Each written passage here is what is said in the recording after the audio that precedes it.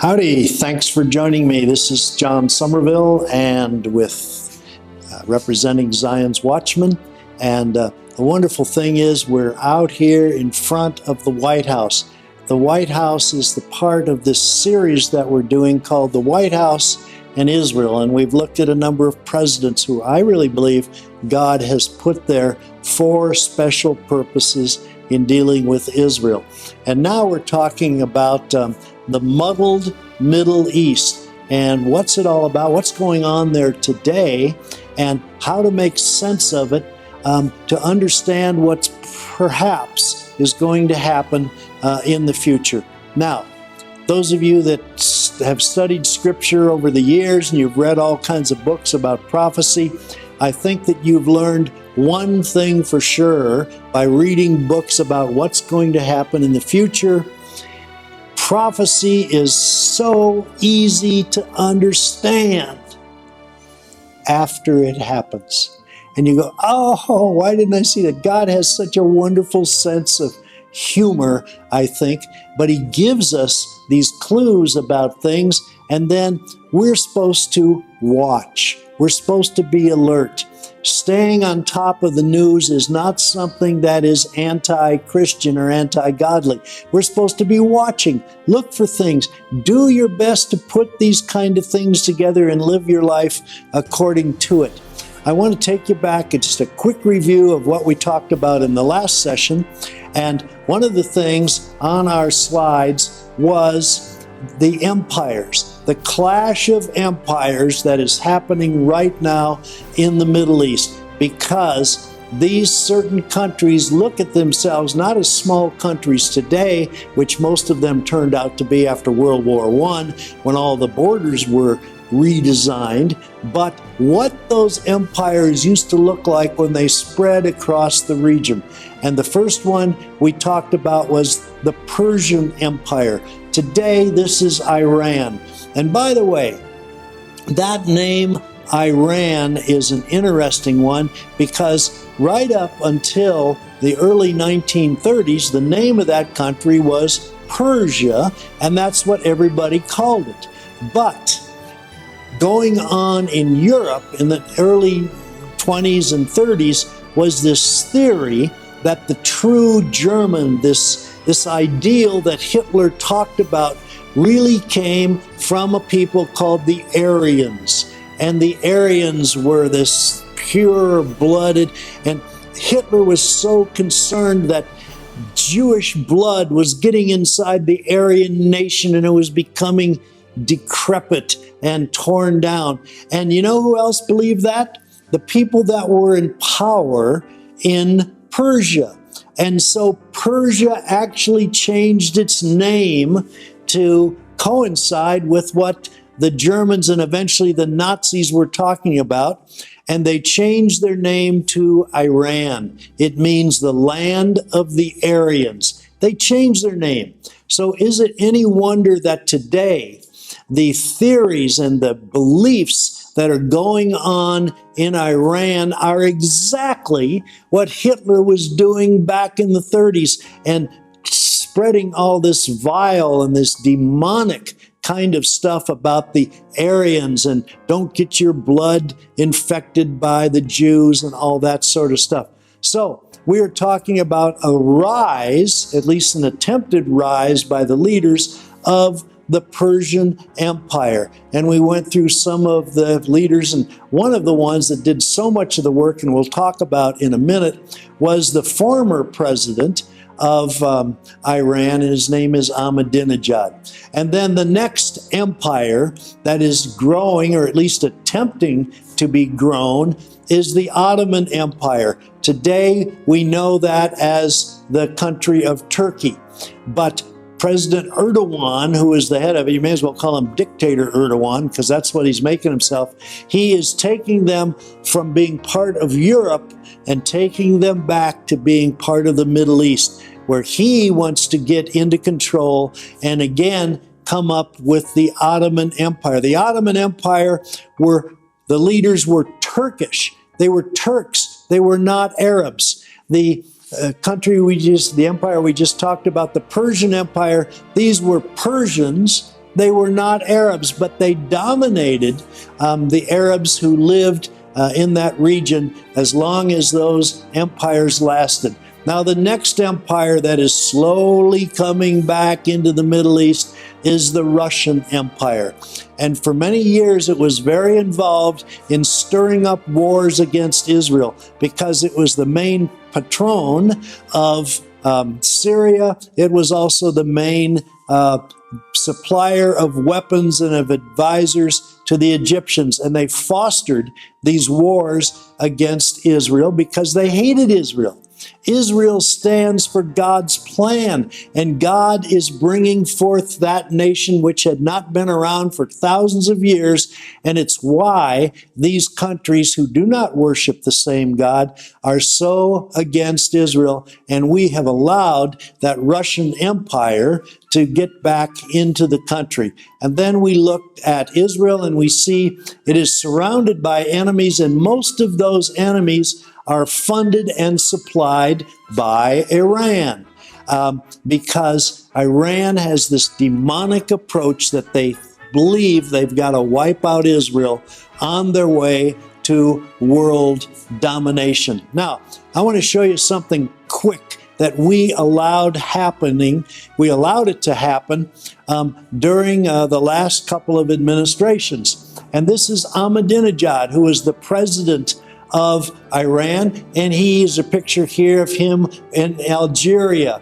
There's another picture of him in Syria with Assad, that butcher up there. And then he's in Indonesia. Then he's in Saudi Arabia and Iraq and Afghanistan and Sri Lanka. And you know, he's traveling all over the world. And there you see him with the president of Turkey.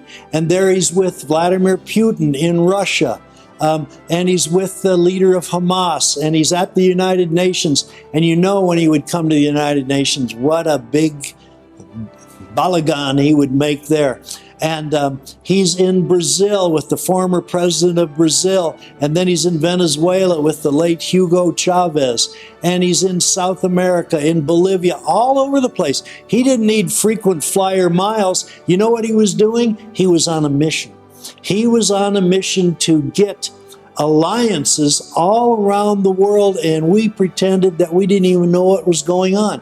Every one of these countries was not a visit that he made just to see the place or to make friends with the president. They had a deal. Iran had a deal with every one of these countries. Some of these countries he wanted to get uranium from, and consequently they gave something. I won't go through all these countries, but there was a reason for it. Why Ahmadinejad was traveling all over the world. They were really putting something together. Look, this is a map of South America, and I'm going to go very briefly through it. These are all the countries that Ahmadinejad made a deal with the leaders of these countries, and none of them were friends to the United States. We were being surrounded, and we allowed this to happen. This is coming out of the Middle East. We allowed this to happen without even a peep. It was amazing to watch this happening. As a matter of fact, it was frightening to watch it happen, to show how out of touch we really were. There was one continual theme that ran through all of this. The theme was these connections with Iran and all these countries around the world, even surrounding the United States. Number one, the theme was hatred of the Jews and destruction of Israel. Every one of those leaders that Ahmadinejad made a deal with echoed that. Hatred of the Jews, destruction of Israel. Sometimes they disguised it as saying, well, it's the Zionist entity. They wouldn't even say Jews. They wouldn't even say Israel exists. But that's the bottom line. That's what it was about. And secondly, there was another theme that ran through all of those alliances. It was hatred of the United States and in particular Christians, because it's only Christians who get it, who understand the importance of Israel.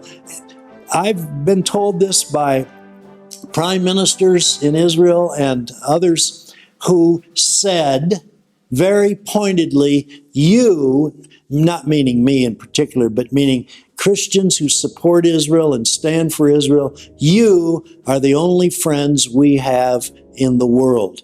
And should it surprise us when this evil entity is going around the world and everybody that they could make a deal with hated the Jews, hated Israel, hated the United States, and hated Christians who support Israel? Well, the scripture said in Proverbs, it says, even though this was so clever, so brilliantly conceived to do this, Proverbs 21 says nothing clever, nothing conceived, nothing contrived can get the better of God, because God's got a bigger plan than this. But we should be alert to this. This is a picture of the Ayatollah Khomeini. Some of you will remember when in 1979 he came from Paris and he entered into Iran after we had greased the skids and pulled the rug out from the Shah of Iran. And he made this statement, and he said it in many ways, but mostly it's the same as I'm going to give it to you. He said, in order to achieve the victory of Islam in the world. Wait a minute. The victory of Islam in the world? We're told over and over again, it's just a religion of peace. We're not out to overrun anybody. We're not. Baloney. This is the spokesperson for the country and the time that changed the world in 1979. He said, in order to achieve the victory of Islam in the world, we need to provoke repeated crises.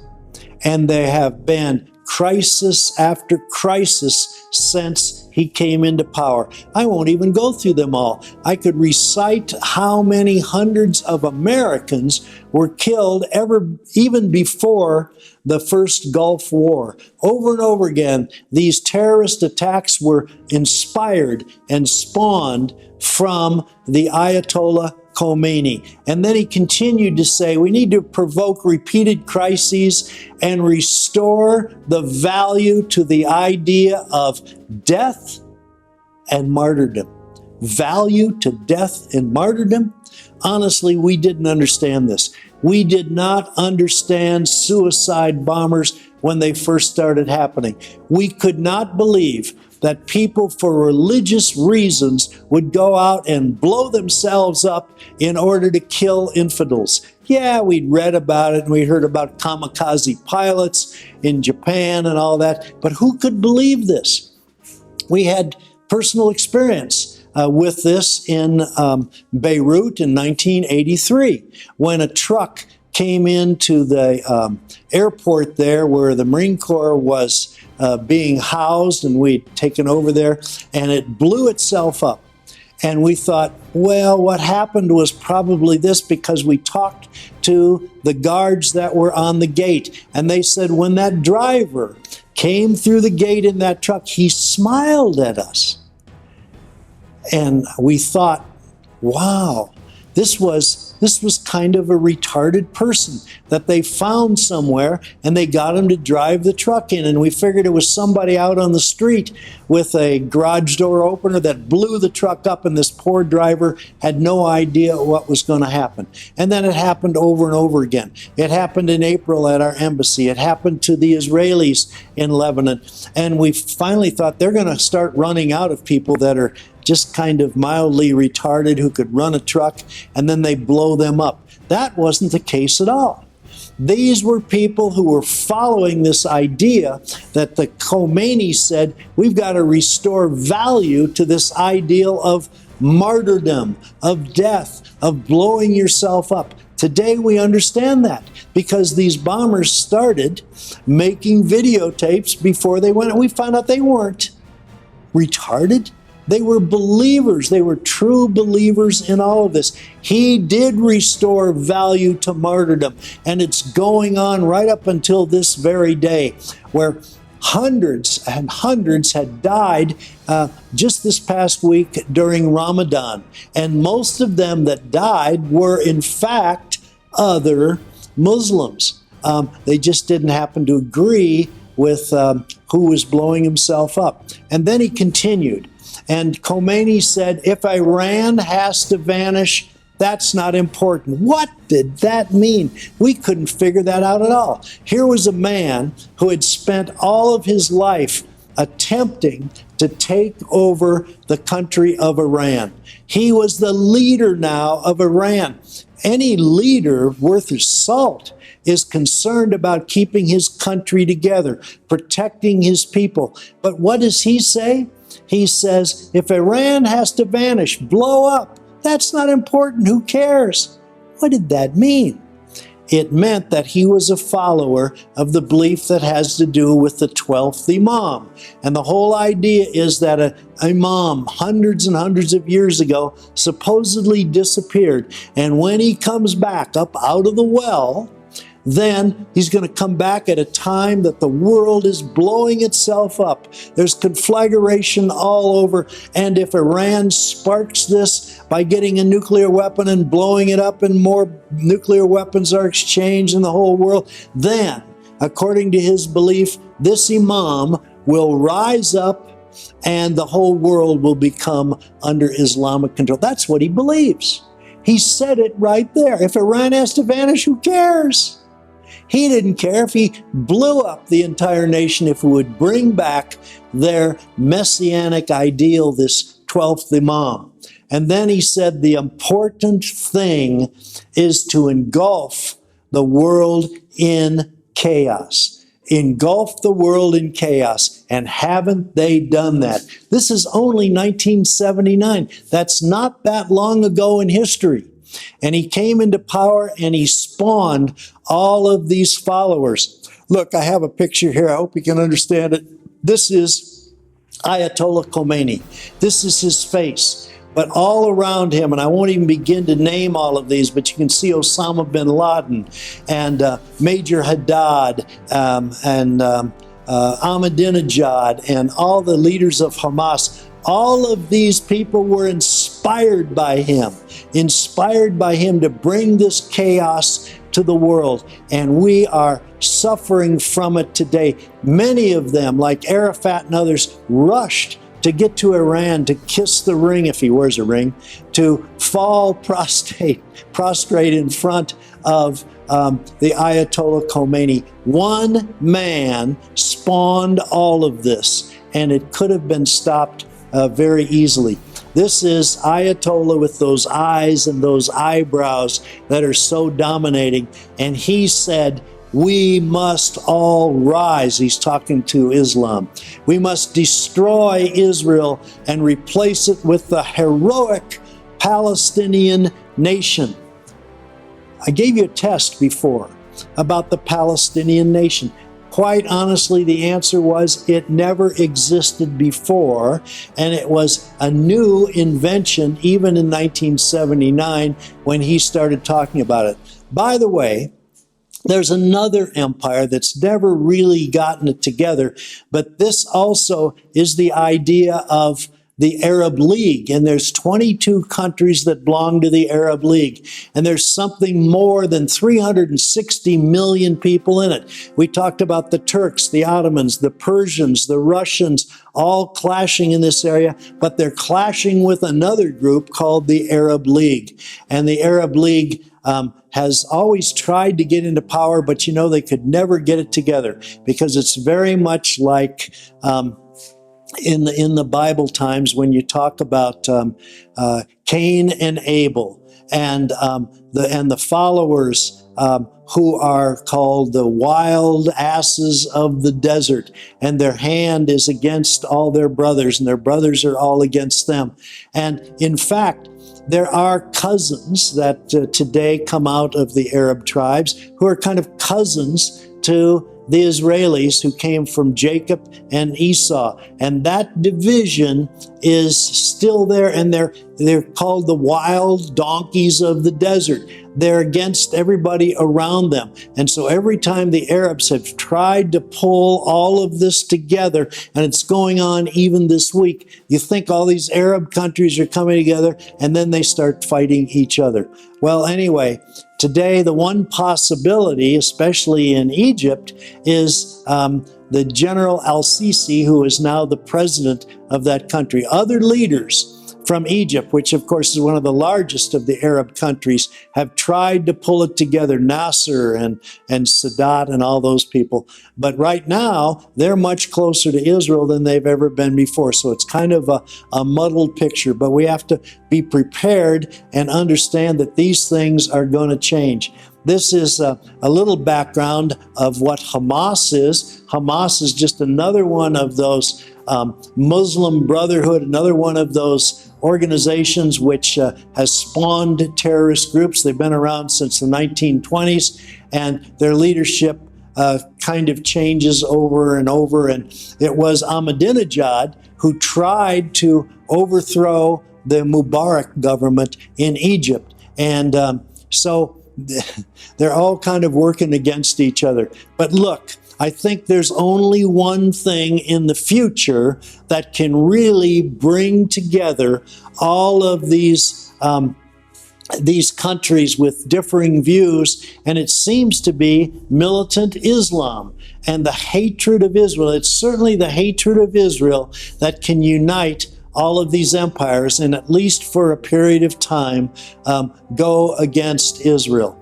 And so that's what we have to be looking out for. That's what we've got to understand. The fact is that these are not all wonderful people only trying to get along. They are demonic forces working in this, and they eventually are going against God's plan. And we, as long as we can do it, we Christians in the United States, we need to work with our elected officials and make sure that we stand strong with Israel. Some people tell me that this next war that's going to come up could be known as the Magog invasion.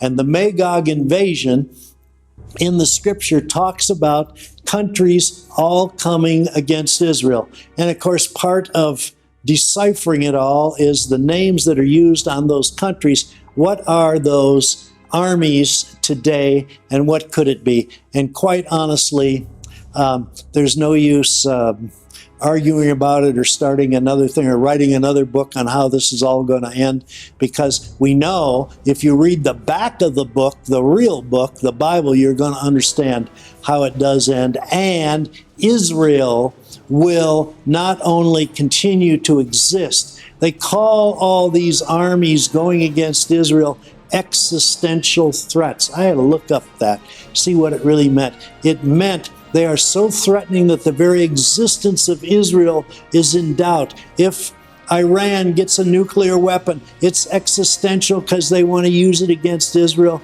There is no way that the existence of Israel is going to be blown away by any invading army or any nuclear weapons coming out of Iran or anywhere else, because God says it's not going to happen.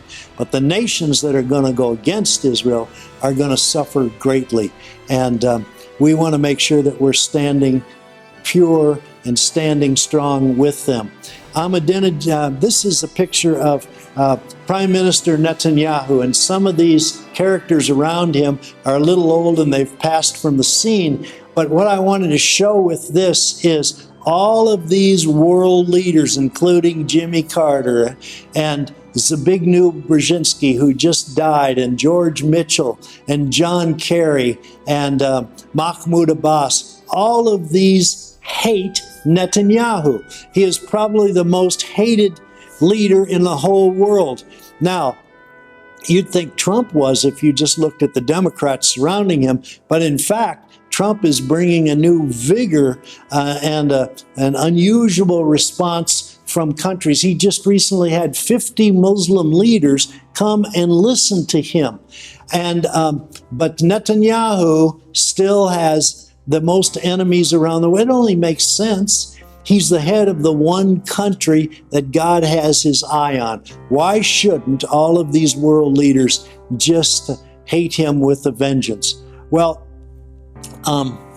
things are changing rapidly, and we've got to understand what this is all about. And I think that if you look at this slide, we've got a whole bunch of people all surrounding Donald Trump.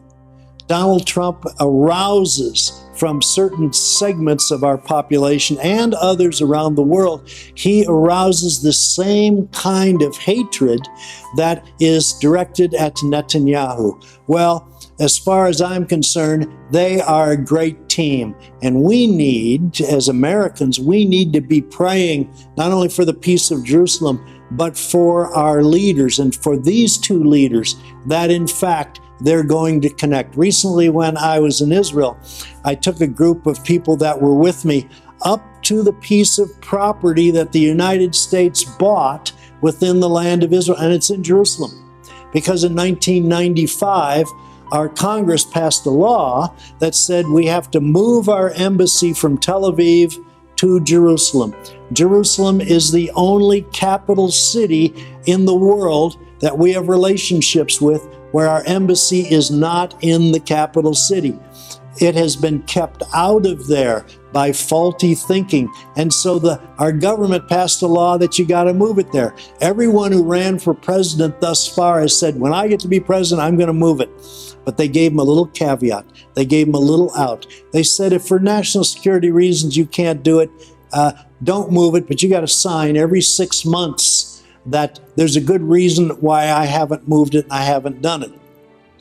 And so, what would happen when our embassy is moved? And I believe that when the time is right, because this president is a deal maker and he understands moving the embassy is a trump card, and when he slams that one on the table, it's going to make a difference. And Donald Trump is not known for building shoddy little buildings. He builds magnificent towers. And when he moves our embassy into that empty plot of ground that's there, it's going to be a statement to the world. It's going to be a statement to the world that'll bring a blessing on the United States, because it's going to say, we stand with Israel, we stand with Jerusalem. That is their capital, and God will bless us for it. What a time to be alive. Look at that map of the Middle East. Turkey to the north, Egypt to the south, Iran out to the east, Saudi Arabia, Syria, Iraq, Jordan, Lebanon. They're all surrounding that tiny piece of property,